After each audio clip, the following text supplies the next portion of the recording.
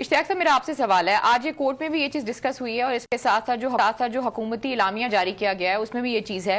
ये आइन का आर्टिकल है 3(2)(18). इसमें ये कहते हैं कि इलेक्शन कमीशन के पास इख्तियार है कि वो इलेक्शंस को जो है वो कंडक्ट कराए। क्या इसका ताल्लुक इस चीज से है कि इलेक्शन कमीशन जो है वो डेट भी दे सकता है और डेट को चेंज भी कर सकता है?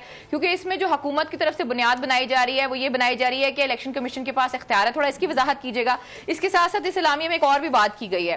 इन्होंने कहा कि पाकिस्तान बार काउंसिल और जो दीगर बार एसोसिएशन है वो आर्टिकल 209 के तहत दायर करदा रेफरेंसेस पर कार्रवाई करें। ये दो सवाल हैं, दोनों का जवाब दीजिएगा। देखिए, सबसे पहले तो ये है कि उसके पास, इलेक्शन कमीशन के पास सिर्फ इतना इख्तियार है कि free and fair transparent election जो है वो जिम्मेदारी है। अदरवाइज कॉन्स्टिट्यूशन में जब एक मुद्दत मुतय्यन कर दी गई है, जब असम्बलियां अपना पूरा वक्त करती हैं तो 60 दिन के बाद इलेक्शन करवाना है, वो आइन इटसेल्फ उसका टाइम देता है।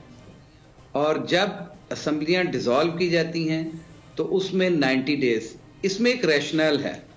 वो रैशनल ये है कि जब केयर टेकर गवर्नमेंट आएगी तो वो 90 डेज के लिए होगी, और 90 डेज के लिए जब वो गवर्नमेंट है तो उसका मैंडेट है इलेक्शन करवाना, और वो भी आइन के अंदर तरीकाकार मुतय्यन कर दिया है। उसके लिए कोई गुंजाइश कहीं मौजूद नहीं है कि वो अपनी मर्जी से कोई डेट दे सकें। इसी वजह से आज चीफ जस्टिस ऑफ पाकिस्तान ने स्टेट वे सवाल ये किया था, जुमे की हेयरिंग में भी और आज भी, कि जब आपके पास एक वक्त दिया गया है आइन के अंदर, आप हमें ये बता दें कि इलेक्शन कमीशन कौन होता है जो उसकी डेट को एक्सटेंड कर दे एट इट्स ओन, और जो भी मारूजी हालात उसमें ऑर्डर के अंदर उन्होंने लिखे वो जस्टिफिएबल नहीं है। और दूसरा जो सवाल है आपका, वो रिगार्डिंग किस चीज के बारे में आपने, कि पाकिस्तान बार काउंसिल, उन्होंने कहा कि पाकिस्तान बार काउंसिल और दीगर जो एसोसिएशन है आर्टिकल 209 के तहत दायर करदा रेफरेंसेस पर कार्रवाई करें। देखें, बात सुने, ये पाकिस्तान बार काउंसिल हो या बार एसोसिएशन हो, मैं भी मेंबर पाकिस्तान बार काउंसिल हूं, मुझे पाकिस्तान बार काउंसिल की डोमेन का भी पता है। मैं बतौर सदर लाहौर हाई कोर्ट भी इस वक्त आपसे बात भी कर रहा हूं। वो हर शहरी का हक है, जिस शहरी ने भी रेफरेंस फाइल किया है आर्टिकल 209 के तहत, वो कोई आम शहरी 18th अमेंडमेंट के बाद कोई भी शख्स रेफरेंस फाइल कर सकता है। और कितने ही रेफरेंस फाइल होते हैं जो कि जिसमें सब्सटेंस नहीं होता तो उसको खत्म कर दिया जाता है और उसको फाइल कर दिया जाता है।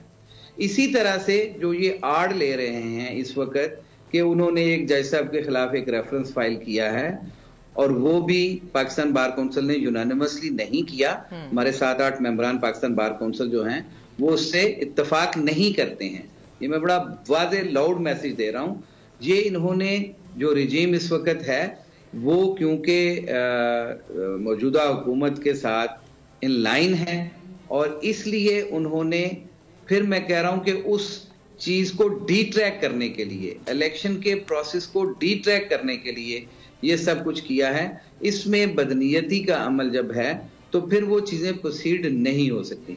किसी की ख्वाहिश के ऊपर जो है वो बेंच फैसला नहीं देता, आइन और कानून के मुताबिक फैसला देता है। और चीफ जस्टिस ने ठीक फरमाया कि जिस तरह से ये चाहते हैं कि किसी एक जज को निकाल दिया जाए, दूसरे को डाल दिया जाए, ये भी इख्तियार जो है, जब 9 मेंबर बेंच का फैसला था तो उन्होंने ये मैटर रेफर कर दिया to the chief justice Pakistan.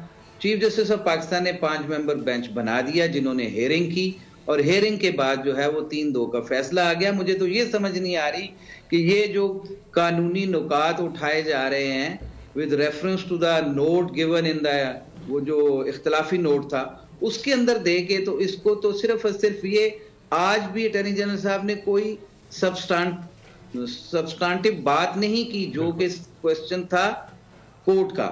उन्होंने बस उसी 3-4-4-3 के हवाले से उन्होंने सिर्फ और सिर्फ अपना वक्त गुजारा। अदरवाइज ये इख्तियार भी सुप्रीम कोर्ट का है, चीफ जस्टिस ऑफ पाकिस्तान का है।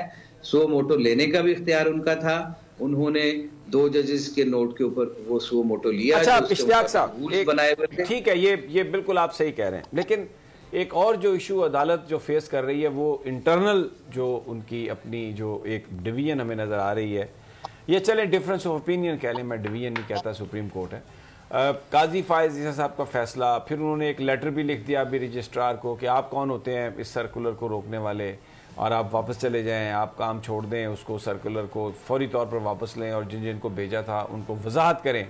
इस तरह की यानी एक चली आ रही है। तो नजर आ रहा है सामने लिखा हुआ है जुल्म मिटने के लिए 2 चीजों से मिटेगा भाई। एक, अदल की कुर्सी पे जो लोग बैठते हैं ना, वो अदल के हिसाब से फैसले करने लगे। दूसरा, कौम निकल खड़ी उस जुल्म के खिलाफ, तो जुल्म खत्म हो जाएगा। या इन दोनों में से कोई एक चीज हो जाए या दोनों हो जाए। अगर 420 का मुकदमा था, उस वक्त अदलिया में जो लोग बैठे हुए केस देख रहे थे, वो पूछते ना यार चीट हुआ कौन है। जब उनको दिखता कोई चीट नहीं हुआ, केस खत्म कर देते। तो जालिम जुल्म कर ही नहीं पाता। 9 जजेस ने नोट बिफोर किया मेरे केस को यार, 1.5 साल चला। शख्सी जमानत का केस, सेम केस इस्लामाबाद में कर दिया। एक ही इल्जाम पे 2 केस हो नहीं सकते भाई। मतलब 60 दिन का वक्त होता है। 102 दिन के बाद मैं जीत गया, केस बरी हो गया। 102 दिन के बाद अपील फाइल की, एक्सेप्ट कर ली। नहीं करते ना एक्सेप्ट, खत्म हो जाता ना जुल्म यार। भरी अदालत में मुझे बरी कर दिया, फिर पता नहीं क्या हुआ 2.5 घंटे बाद का नोट बिफोर। मैं नहीं सुनता ये केस, खड़े रहते अपने फैसले पे, मिट जाता जुल्म। अल्लाह ताला ने बिठाया इन कुर्सियों पे इनको यार, ये अल्लाह ताला की तरफ से फैसले करने हैं। तो या तो ये फैसले आएंगे, जुल्म मिट जाएगा, या कौम खड़ी हो जाएगी जुल्म के खिलाफ।